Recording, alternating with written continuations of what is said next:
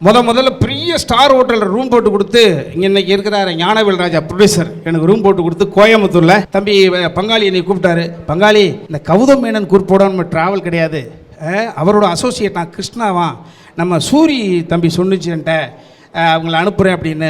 அந்த comical track இப்போ comedy track கிடையாது, அந்த கதை ஒரு ஃபேண்டஸியாக இருக்குது, அதுக்கு ஒரு காமெடி தேவைப்படுது அப்படின்னு சொல்கிற பொழுது நான் பங்காளி என்னை வர சொன்னார். ஈவினிங் ஒரு 7:30 மணியை போல் வடிவேல் அவர்களுடைய அலுவலகத்துக்கு போனேன். அப்புறம் வந்து இயக்குனர் எங்கே இருக்கார், கோயம்புத்தூரில் இருக்கார். நாங்கள் எனக்கு பெரிய ரூம் போட்டு கொடுத்துட்டாங்க.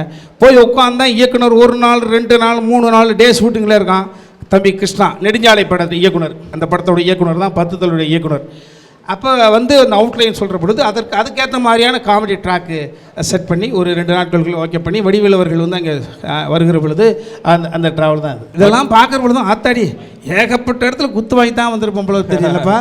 சார் வடிவேல் சார் நிறைய பேர் இப்போ இன்னைக்கு எந்திரிக்கும் போது கூட நான் வந்துட்டு வடிவேல் சாரோட மீம் பார்த்து தான் வந்துட்டு எந்திரிச்சேன். ஸோ எப்படி சார் ஃபீல் பண்ணுறீங்க, அவர் எந்த மாதிரியான ஒரு வைப்பு ஆன் ஸ்க்ரீனில்? வைகை புயல் எனது பங்காளி வடிவேல் அவர்களை நகர்த்தி விட்டு என்னை பார்ப்பது நிச்சயமாக நான் இருக்க மாட்டேன். அவர் ஒரு பட்டினத்தார் போல, அவருடைய இடம் என்பது பெரிய ஞானஸ்தன். நீ புள்ளி வச்சா போதும் கோலம் போட்டு தரக்கூடிய கெப்பாசிட்டி அப்பேற்பட்ட ஆள். இல்லை என்றால் இவ்வளவு காலங்கள் கடந்தும் தம்பி நிக்கி சொல்வதைப் போல அவரை திட்டுபவர்கள் கூட, அவரை பிடிக்கவில்லை என்று சொல்பவர்களைப் போல ஆதித்யாவிலேயோ இல்லை சிரிப்பொழியிலேயோ போடுகிற பொழுது அவர் நகைச்சுவை பண்ணுற பொழுது மாற்ற முடியாது. ஸோ